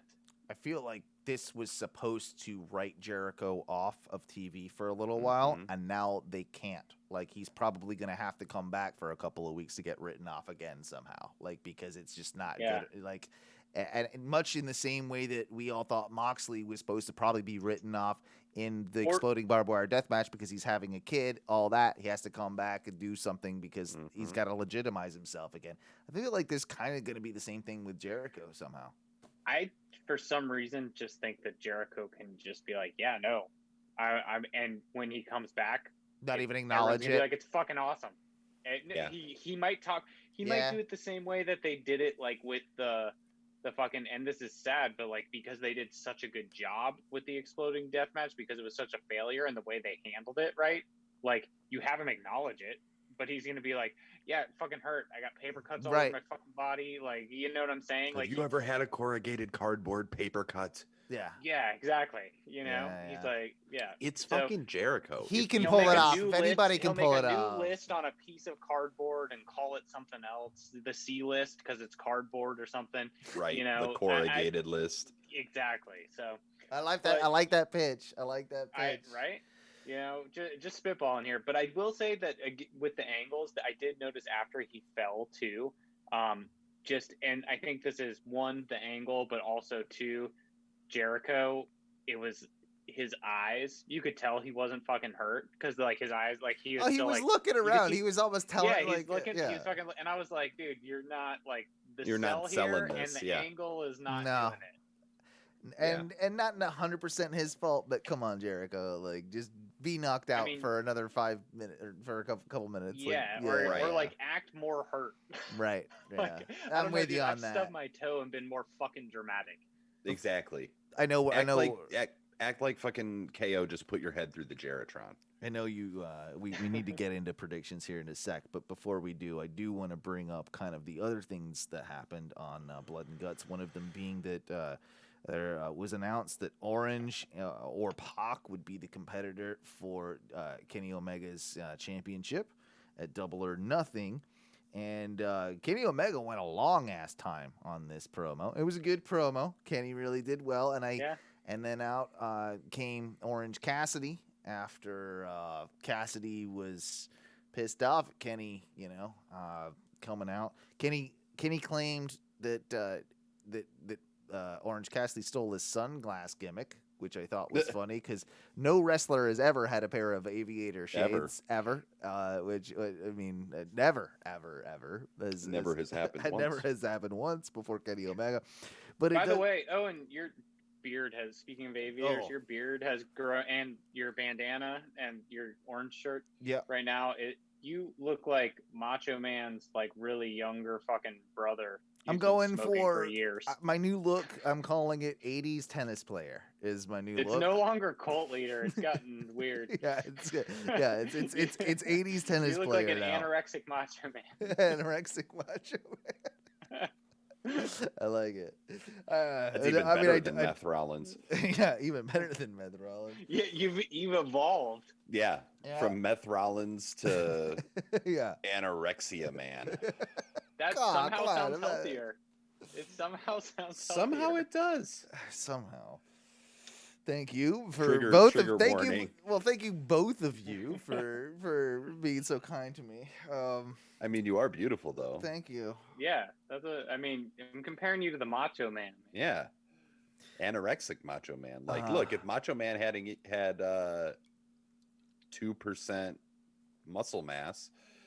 Oh, you should. It's because I don't do the upper body. I'm all legs. You're all legs. I'm all legs. It's always leg day over there. Yeah, it's always leg day. Much like it's always Legends Night. Yes, indeed. Always Legends Night, and it's always leg day. Always leg day.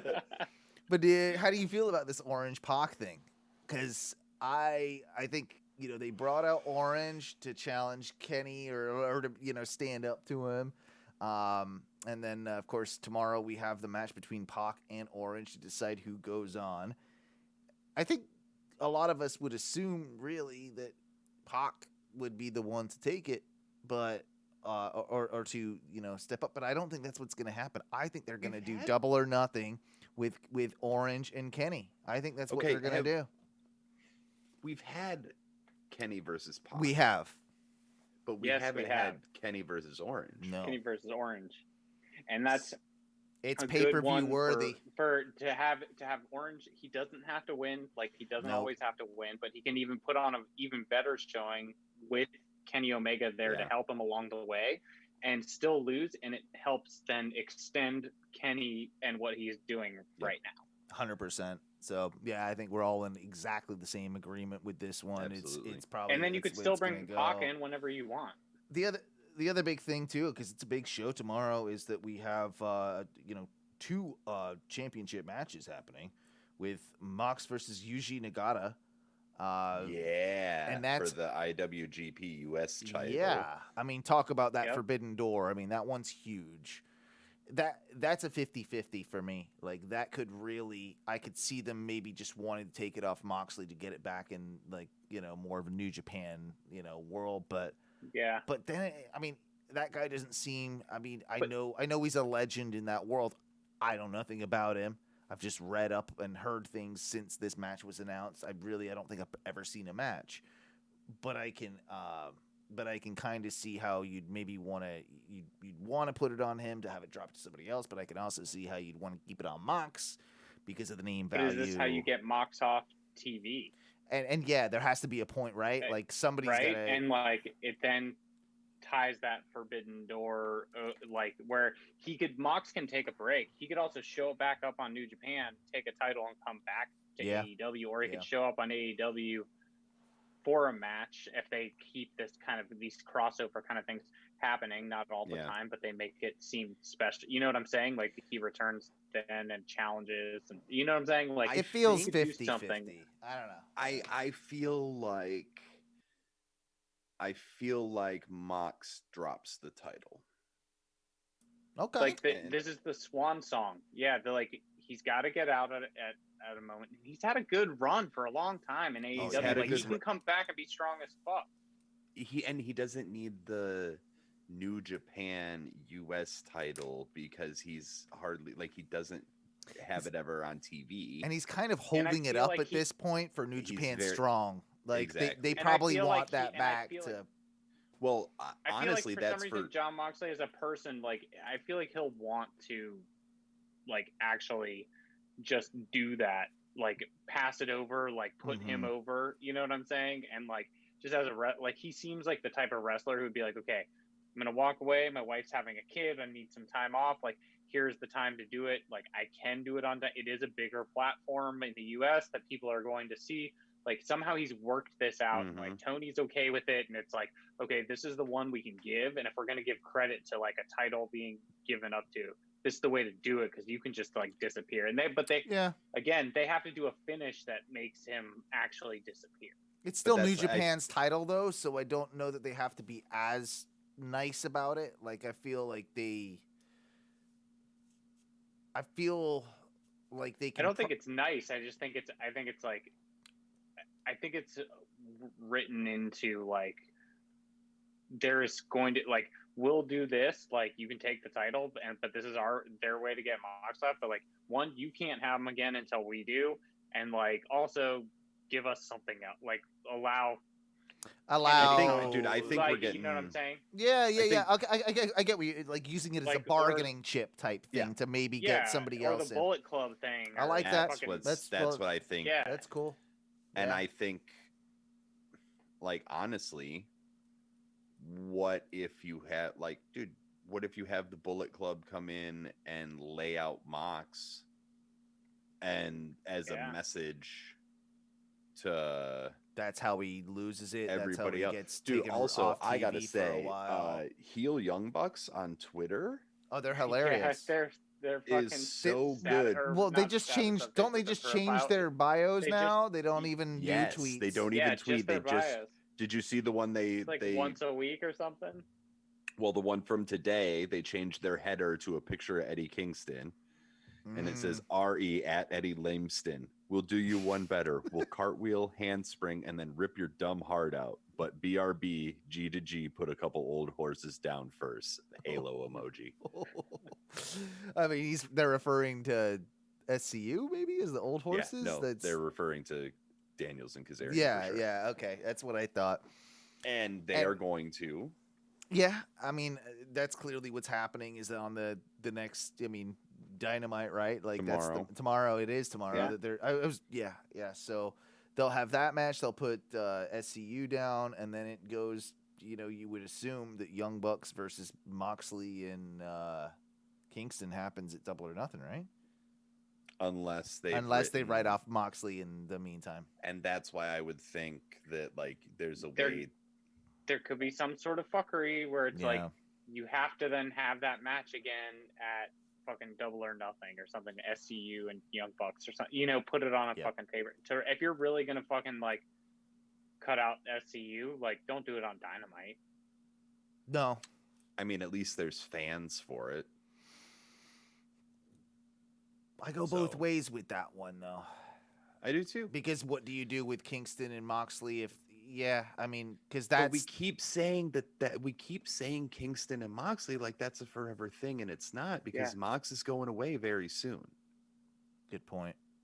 I mean, they could still face the Young Bucks and lose. Established in the heart of a story than King. Like they're owed much more of like part of that story than Kingston and Moxley. Kingston and Moxley, regardless of Moxley going away, Kingston's going to be fine. They drove a truck into we're their not gonna bus, be like, bro. They were the best tag team in the world. The only reason that Kingston and Moxley are a team right now is because of that botched fucking finish. That's accurate. Yeah. But they did drive a truck into the Young Bucks bus. So only because they had to keep this shit going because they couldn't write Mox off when they wanted to. Yeah. No, that's fair. So what do you guys... Did you see what's his name from the match with Hangman? Brian Cage? Ricky Starks, and how he busted his neck on that. Yeah, he's move, out it for... It was like 3 months, but he like wrestled the next day. Yeah. Like that happened, and he like cracked. I don't know if I'm not gonna say. That's... It was like cracked, or it was fractured, is I think the term. Yeah. Neck fracture. That still sounds horrible. No, I don't want that. Broken neck. And he wrestled the next day. Mm-hmm. And that sucks because that dude has such a huge trajectory. Like I was one of the first people to say, like, I don't know if I get Ricky Starks. I think we had this conversation. You said it, yeah. Mm-hmm. And I've turned around on him. Like the guy is phenomenal in the ring. He's like the skinny Rock. Like to me, like the dude has potential. Definitely how he dresses. Dude has potential. I think you're going to see big things, and obviously the locker room is super high on him. Like it was just I think an unfortunate incident, and that's that. No, it's very unfortunate. Like I said, in the articles I was reading, they had the GIF or GIF or whatever you want to say, and it was just like I was just like, ow. I was like, I wake up every day, and I'm like, my lower back, I'm like, if I could just get a good crack, and I never get it. I've been searching for it, and like it's like this pop, and I'm like. I watch that and I'm like, dude, I'd be done. Like, fuck it. Like, I would be done. Yeah. The last thing I want to bring up about AEW before we get into predictions is how you guys feel about MIRO and Darby tomorrow. Is this a feud that gets extended into Double or Nothing? Because that's my general thought process. I could see that, especially with how hard, like even Darby doing those tweets or they've been pushing. They've both been pushing right. Hard on like socials. They've been both been pushing hard, and like him being like you were like a number one free agent or huge free agent, like coming in, you haven't done anything. Talk about video games. Be a best man, and talk about video games, which I appreciate. That I like that. That was made me actually like Darby Allin a little bit again. Well, okay, it did make me like that, and I was kind of talking shit last week, and we all were. And we were talking about MIRO and the TNT title, and I think I was saying, like, because Owen, you were saying, like, I could see this on MIRO. Yeah. And I think we all agreed, like, eventually, but I feel like I've had some stupid fucking argument. I don't even remember for right now, because right now I think that extend it, do it at Double or Nothing, and then MIRO can get the title there. Yeah. I think I said something akin to that the other night to Duncan. Maybe do it on TNT. Do you? Yeah, but being the TNT title, that does make sense. But it can be defended. It's been defended off of TNT before. Yeah, it's been defended at pay-per-views. It's defended as a mid-card title, so it couldn't like. Well, you could have him win it on a pay-per-view, and then you sell and have people come to the Dynamite because he's going to come bringing the title. Sure. And you have the bookends of that match, right? You don't have the match, but you have the lead up into it, that final, like the go home show where there's like something right before Double or Nothing. Then you have like MIRO's the new champion coming out and people tuning in just because of that, even if they didn't buy the pay-per-view, but because they're a Rusev fan.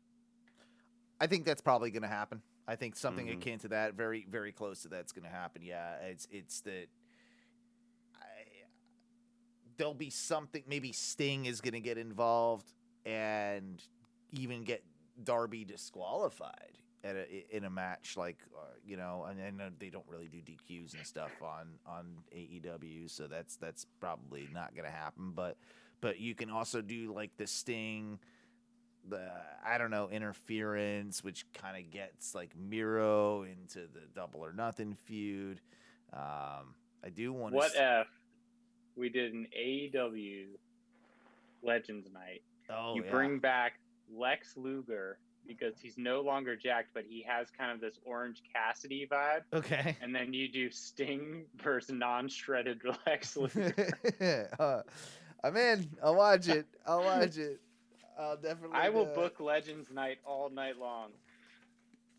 Yeah, I think. Well, for some reason, I just think that's like really like I don't know why I just thought of that as like you were talking when you said Sting. My mind went to Lex Luger for some reason. Then I was like, he's not ripped anymore, and I was like, he could like join with Orange Cassidy, and then you do Darby, Orange, Sting, Lex Luger. I don't think Lex Luger is. He's not a good enough position. I don't think he can walk. Yeah, he does not look good. That being said, it's time that we do some predictions. Yeah, everybody. Let's do this. All right. Throw some music on here in the background, because why not? What do we do here? First match. Let's do this one. How about Bianca Belair versus Bayley, boys? I'm the champ. Bianca. I forgot. Yeah. Bianca. Same. I mean, it seems way too soon, right? Yeah. Absolutely. Like that. Yeah. Don't. Yeah. I'm also going with I figured that was why I kind of put it first, just because that was one of the more obvious ones. All right, writing it down. All right, cool. How about then the Dirty Dogs, Dolph Ziggler, Robert Roode for SmackDown Tag Team Championships against Rey Mysterio and Dominic Mysterio. By the way, 5 championship matches out of the 6 on this card, just so you know. Yeah, that's wild. Yeah, it's kind of wild.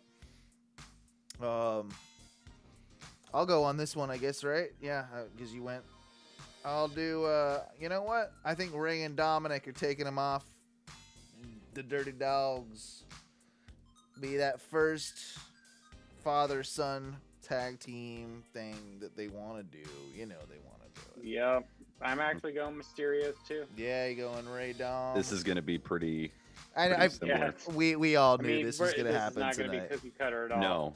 Not at all. I'll try and switch it up. I'll pick a random one in the next 2. Yeah, me too. Damian Priest versus The Miz. This one is actually, like, on paper, you're like, oh, it's Damian Priest. But I think they're moving. Yeah, no, it's Damian. God damn it. I do think, though, that the aftermath of this will be the split of Miz and Morrison. And I think, like, turning Morrison face he might even join with Damian Priest. So that's like my, and it means nothing, but that's like my little outside prediction on that one. Yeah, I'm going Damian Priest. You're going Damian Priest, Duncan. Why are you asking me? Well, just you said What's Matthew? What's Matthew going? I'm going Priest. I mean, God, is this the one I'm gonna fucking lose? No. I'm gonna go Priest. Yeah. We're all going Priest. We're all Judas going Priest, Margaret. I just like writing DP 3 times. I know. That's a TP, bro. This is where it gets a little funky. How about Rhea Ripley versus Asuka versus Charlotte Flair? I keep jumping ahead of you, Matthew, so I'll give you first. So, yeah, this one has been kind of tough. I mean, not too tough, but I think Ripley. Okay. Going Ripley. I mean, God, I'm going Charlotte Flair. And those are the two that I'm going between out of all of it, but yeah. Asuka's gonna eat a pin. Asuka's gonna eat a pin. I do get one. Charlotte. Yeah, I get one mulligan, right? Yep. Yeah. So I am gonna change it back to Charlotte because you could put it to Charlotte this way, and then you could build it and then have Ripley win it in front of. Because they like to drag anything. That's what I think happens. Is do it in front of crowd at SummerSlam. Charlotte, yeah, that's I think exactly what's happening. And Duncan, would you? Rhea Ripley. Going Rhea. Staying Team Rhea. I mean, I want it to be, but it's not going convinced. To be. Not convinced. Oh, I'm 100% convinced. Like I think Charlotte's a red herring. Could be right. I wouldn't even be like. I think Charlotte eats the pin. Ooh, I like that though. I'll be very happy, and if that happens, not gonna win, but I'll be very, very happy if that is the case, and you were right. So, kudos. Now we get another triple threat: Bobby Lashley with MVP, Drew McIntyre, and Braun Strowman. Triple threat for the WWE Championship. Bobby Lashley. Yeah, it's Bobby Lashley. I don't think they're taking that thing off him yet. I don't think so either. The only way...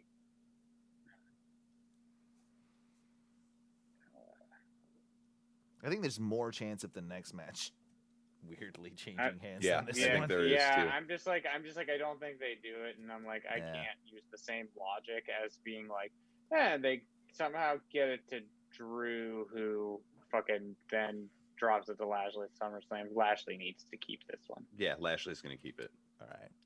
So Bobby Lashley across the board, which leaves us with. By the way, I did fail to mention that the Priest Miz match is a lumberjack match, which will obviously result in the Miz's demise. So that's and I also feel like that is how they'll do the Miz and Morrison split. Yeah. Like Morrison will attack Miz inadvertently, and yeah. So then we've got, of course, Roman Reigns with Paul Heyman versus Cesaro for the Universal Championship. Now, on paper, I think all of us can agree that it would make sense for Cesaro to not win this belt, for Roman Reigns to continue along his glorious path, and that Cesaro, even though he's a fan favorite, would never get to that level.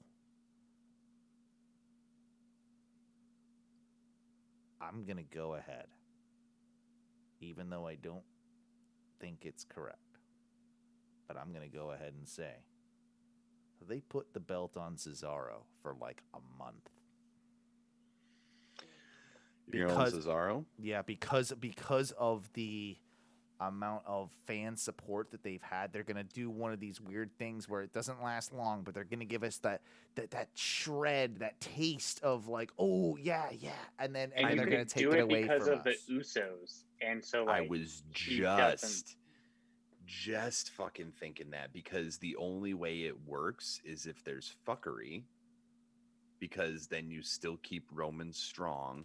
You draw out. Oh my God! You draw out the Usos. But you could be fuckery Roman on both sides though too, that costs Cesaro to keep him strong. So that's what's genius about this whole program and keeps it a little bit more 50-50 I think the match than we itself, initially thought. The match itself is going to be strong enough to keep Cesaro strong. Yeah, you're probably right. I don't think that and I think Jimmy will cost Roman the title if that's the route that they choose to go. I see your mindset now. Okay. And because to show him, be like, you're not the head of my table. And then you have, I don't know why you have the belt off of Roman, but you know what I mean? Like if you want to do it, that's the way to do it. And honestly, the fans want Cesaro. They do. But since when did they give us what we want? I'm just But this is the one fingers. time. This is like we were talking about earlier. It's the one time in anything they really have going right now that like the storytelling is good. So which leads me to believe they're gonna fuck it up. Yeah. But like they're gonna botch it.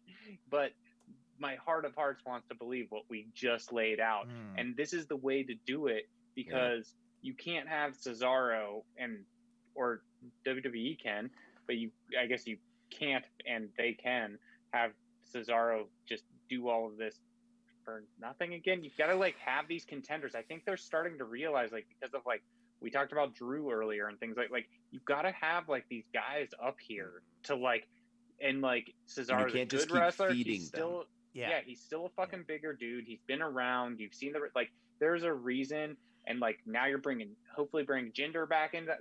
Give me Jinder Cesaro eventually. Oh, yeah. Like, and I don't need it as That's a title the wrong match. roster. We're gonna get some trades.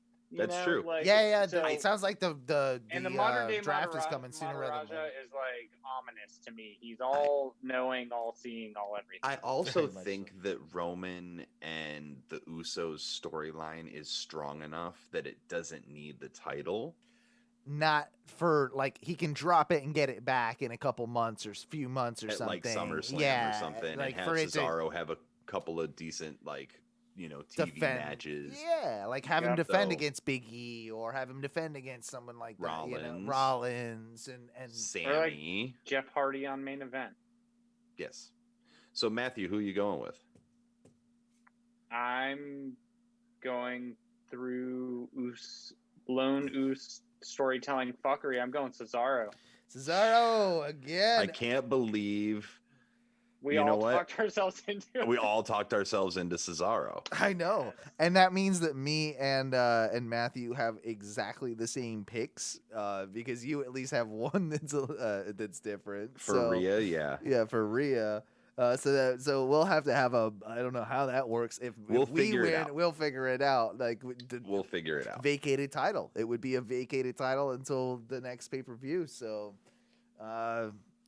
Duncan, are you going to go Roman or are you going to go Cesaro? Ooh, I think... it's so tough. I mean, safe bet's Roman, really. Yeah, the safe bet's Roman. So I'm going Roman. It is. Mostly because I'm just like, look, even I convinced myself. I know. I like that we all did that with each other. I like that we did that with each other. Just like because in my heart of hearts, that's the perfect scenario. Fucking let us write for you. We know you're listening. Oh, do it. Like even if you lose, Duncan, you'd be happier really if that were to happen. Yeah, absolutely. I've lost matches that the title was riding on before, and I'm going. You know what? I'm not even mad that I lost the title. No. It's me and it's the Flair Ripley thing for me as well. Like that thing has the same exact vibe. We've done this before. I can see him throwing it on Flair, going those couple months until SummerSlam, and then having the big moment with Rhea taking it. But I also don't think that they're as hot on Rhea as we are, and that's a little bit of a worrying situation. Is that like if she doesn't take it, like she might get buried, and go away. That's what I'm more concerned and that's about. what I'm worried about. Yes, 100% more than anything. Yeah. So, real quickly before we get out of here. Parker Bourdreaux was backstage at NXT apparently tonight. Shit. So I think they're fast tracking that kid. He's the one that was rumored to be the next Brock Lesnar-esque. He looks like Brock Lesnar. Yeah, he looks like his He looks exactly. Looks like his little brother he's a or tattooed, son. He's a sleeved out Brock Lesnar. And I have to say a little bit of a fuck you, but I love you to Xavier Woods, who. Of course, is in the New Day. Of course, does up, up, down, down. Has now just got himself a gig on G4. Mm-hmm. And so he just tweeted out today, apparently they're doing an adult version of the Nickelodeon show Legends of the Hidden Temple. Oh, fuck you. And Xavier Woods he's tweeted them saying, "Can I be your host? I know I've got a lot going on, but can I be your host for adult Legends of the Hidden Temple?" First of all, I want to be on that show. Yeah, it's in LA. It's not in Orlando. We looked it up. It's annoying because me and Teresa were like, "What?" It's like one of our favorites, and we were like, "We could." They want couples to do it. They want like Let me go wake my wife up because I'm she fell asleep. Guys, go get on. fly to LA and go. Backstage, right? Get on a First of all, flight. we love Fucking LA. Yeah. Like, I love LA. I would fly to LA for that shit. Oh hell Like, yeah! Oh, dude, that's a thing. me- oh that's my a thing. God, but There's an first of open all- casting thing. I can send you a link if you want me to. But Can you imagine me and you both know me and you both know my wife? Can you imagine us on Legends of the Hidden Temple? I'm not gonna be rude here, but you guys would imagining suck. girls You going guys would through, suck. The little, it's like the little rock thing, and like the guy jumps out, like you Right? know? Oh, Oh my like God. Kelsey is done with the guy that jumps out, the temple guard. Like that's Yeah. where Kelsey's done. Duncan is like he can get the puzzles, but he's too slow because he's just a little stoned. Like he's moving the puzzles. A little Yeah. stoned. And like Just a little stoned because I'm in LA. the countdown is counting down. Like he finally gets the puzzle, but Duncan's just like, oh, I gotta like jump across a thing. He's like, I'm not doing that. Like I could just see Yeah. him Look being at it, angry. and I just kind of look around and I'm just like, y'all got a harness or something? Yeah, I'm not like I'll solve your puzzles, but I'm Right. not. Yeah. I'm not doing More your than likely, jumps. what would happen is the temple guard would jump out and I'd punch him in the fucking head. Yeah. What? God damn it! This didn't go as planned. This did not go. I'm sorry. Did you have to sign a waiver too? Does that cover me from getting sued for punching this guy? I didn't mean it. I mean, didn't mean it. What does an Xavier. adult version of that mean? I think it means dicks out. I think it's like at least tits. At least Yeah, tits. yeah. I think it's topless. Yeah. Or Legends. at least Legends of the painted? Topless Temple.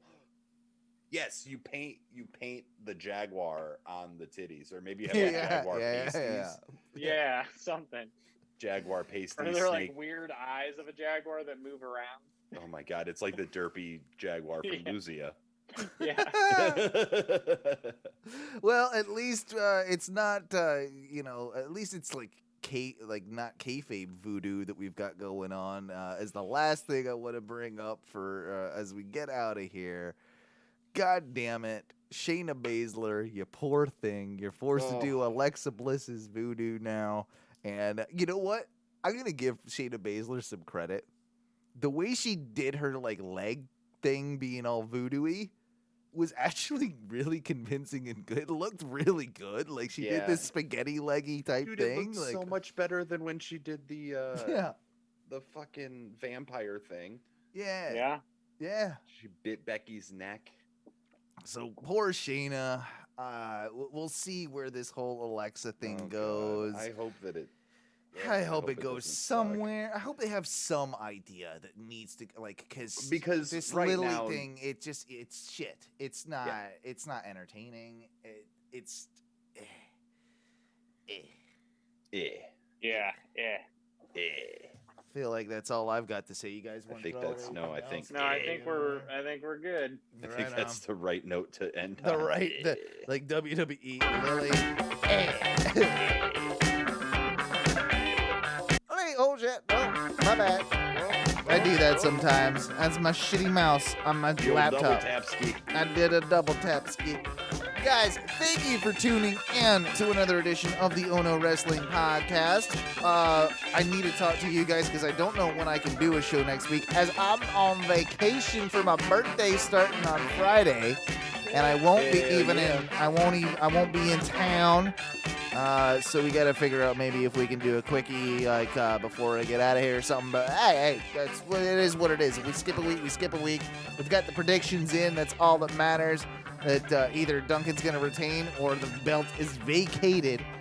But guys, if you're listening on the podcast, make sure to check out our Twitch stream. That's twitch.tv/ONRS live every Tuesday, I think we've been pretty consistent with 9 p.m. Eastern Standard Time lately, Yeah, so fuck I'll it. go ahead and just read that one.